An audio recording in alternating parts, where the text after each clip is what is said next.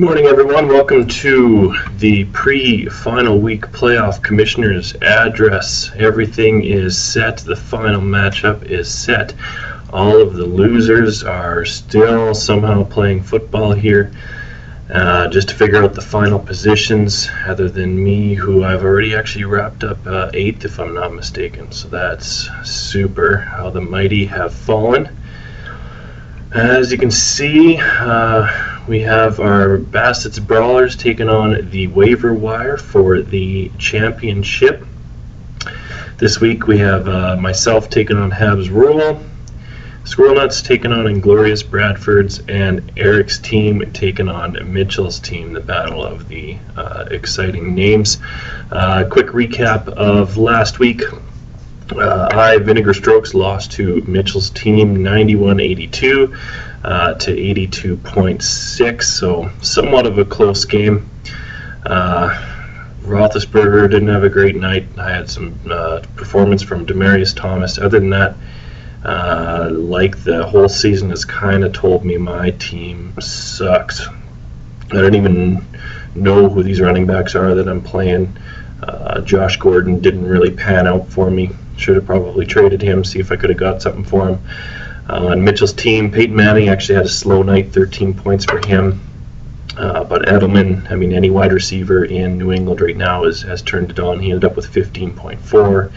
A huge performance from Le'Veon Bell, almost 24 points, which is become a norm. He was actually projected for 22 points, which is huge in our league. Huge. So big performance out of him. So I'll actually lose my first playoff game. Jesse Mitchell will move on. Next matchup here, I'm looking at the waiver wire and Squirrel Nuts. This is a high-scoring affair. Waiver wire did pull it out, though, with a huge performance from Odell Beckham Jr., who has turned it on as of late. He had 3 touchdowns, 143 yards. Big night. He did have a fumble loss, but when you're putting up 3 touchdowns and almost 150 yards, it really doesn't matter. Waiver wire pulls out this one, 119 to 99. Jay Cutler, he's had a rough year, and Squirrel Nuts put him in. He ended up with 16 points, which I believe is higher than his average. Steve Smith, Senior, had a big start to the season, but slowed down. Same holds true for DeMarco Murray. Dave's team looked good coming out of week 6, 7-ish. DeMarco Murray was 100 yards a game. He was looking good. Jimmy Graham didn't have the year he was supposed to. So a strong start, but just kind of a dwindling finish. Of course, waiver wire's got Beckham Jr. He's going to need him huge next week, or this coming week here, to pull out the title win. He's also got Gronkowski, which is can have a big night. Justin Forsett can have a big night. LaShawn McCoy was really disappointing this year, not quite as disappointing as Adrian Peterson, mind you. So I guess you can kind of keep that in your pocket. Moving on to the next game, the blowout of the week, the highest score of the week, and the lowest score of the week. It was really not that close. Eric's team against Habs Rule. Eric's team wins this one, 125 to 77. Finally, a big performance from Drew Brees. I think it's his biggest this year. 27 points from him. Des Bryant, 29. He had 3 TDs and 114. Eddie Lacy had a good night. Joyke Bell had a good night. Mike Wallace had a good night. It was good for Eric this week. Habs, Indianapolis against that Houston defense. Houston, I think, is one of the more underrated teams, and they just seem to have a hard lineup. But teams can't put points up against Houston. Luck ends up with 16. T.Y. Hilton with 5, which is abnormal for him this year. He's been one of the best wide receivers. A.J. Green never really had the year he was supposed to. He had a couple good games here and there. Jamal Charles, another huge disappointment. It's tough being in those top 3 picks, and you got to go with Peterson, McCoy, and Charles this year, and they've all been disappointments. Moving into our last matchup, we've got Bassett's Brawlers against Inglorious Bradfords. This was actually the tightest affair of the week, and it was really the battle of inept quarterbacks. Russell Wilson with 12 points, and Sanchez with 8 points. Wow, that's bad. Bradford's had Mike Evans in there, the rookie. He's been pretty good. I mean, he got 7 points. Not bad. Alshon Jeffrey's been good this year. 13.8 points. Gio Bernard, he needs the yardage, but he's not getting the touches. They're giving him all to Hill. I think Hill had 3 touchdowns this week and 150 yards, as opposed to Bernard. He had 80 yards rushing and 24 receiving. Forte, again, just a bad game for Chicago. I don't know if you guys watched that, but it was an awful game all around, other than Breeze. I think he had like 34 for 39. He was good.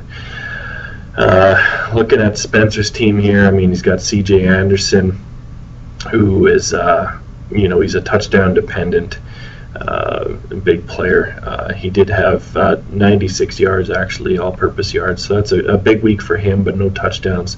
Marshawn Lynch, Seattle's kind of turning it on a little bit, but Russell Wilson has certainly slowed down. But Randall Cobb and Antonio Brown have been huge. Roddy White had a good week, finally. I don't know if he'll have another one ever again. But Antonio Brown, I think he's at almost 30 games with 5+ receptions every single game. So that is, I mean, you're catching him from Roethlisberger. So, I mean, you're going to do well. So that's our final matchup from last week. That was a nice tight game.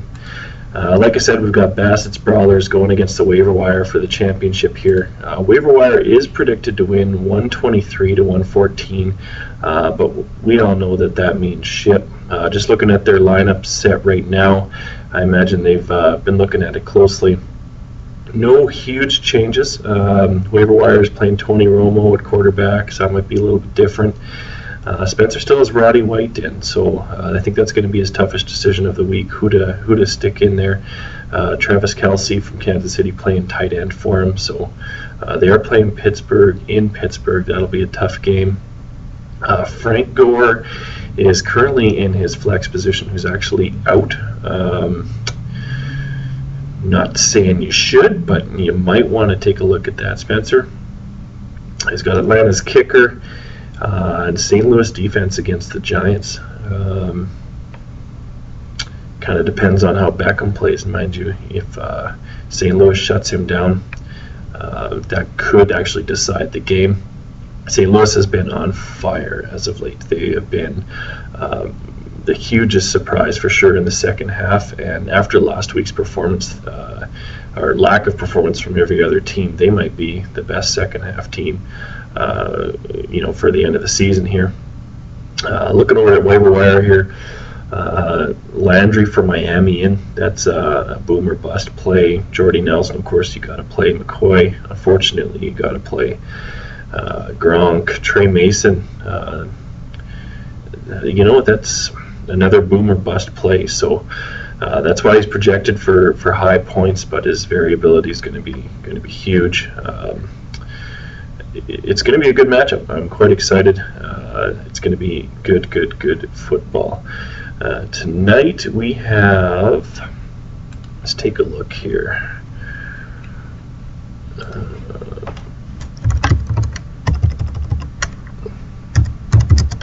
Just going to see who we've got tonight. I'm actually gone to a Christmas party here tonight, but there's been some good Monday and Thursday night football happening. You know what? I wouldn't actually recommend watching tonight's game. I'm not going to lie. It looks like it's going to be the Titans and Jaguars, so let's assume that I never actually said anything. Wow, that is going to be an awful game. Super. We've actually got some Saturday night games, so just as kind of a year-end NFL doing something different here. So there is 2 Saturday games, one at looks like 2:30, so there's going to be one afternoon game, one evening game. First off, we've got the Eagles and Redskins, and then the Chargers and 49ers. So Phillip Rivers has been struggling, but the 49ers suck. So keep an eye out for those games on Saturday. It's going to be a little bit different. And then to finish off the season, we've actually got the Broncos and Bengals on Monday, so that'll be a good game as well. Good luck to the 2 of you in the finals. Salute to the rest of us that bit the dust. it's going to be good last week of playoffs here, and yeah, that's about it. All hail the commish.